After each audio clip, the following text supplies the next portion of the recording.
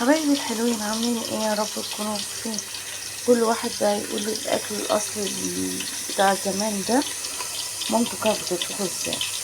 النهارده انا هعمل بصله مبشوره على حبه زيت، اللي هو ايه، السبانخ. انا مخزنه كيس في الفريزر فهطلعه. كل واحد بقى يقول له مامته بتعمله كده ولا ايه.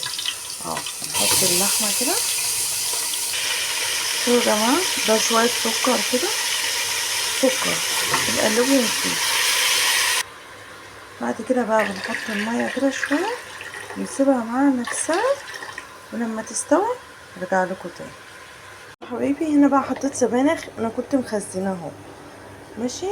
هنحط عليه ملح وفلفل اهو.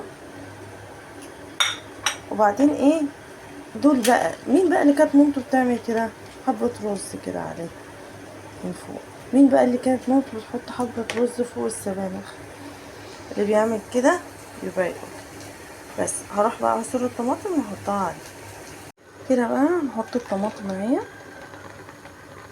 ونسيبها بقى لغاية ايه شوية كده، اما نعمل ايه، اما نشوف هنعمل ايه. شوف بقى انا جبت حبة زيت، دي توم وشوية كزبرة ناشفة، هحطهم على النار اهو. هنقلبها كده شوية.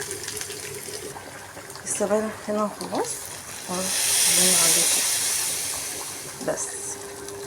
نقلبها بقى وخلاص على كده. تعالوا بقى نغرفه وندوق. شوف بقى بعد ما خلصتها، شوف الرز دوت بيديلها طعم حلو جدا. فشوفوا بقى انتوا كنتوا بتعملوها كده ولا مامتكم بتعمل لكم كده ولا ايه، وجربوها بالطريقه دي هتعجبكم مع طريقه ماما الله يرحمها. يلا اشوفكم على خير، باي باي.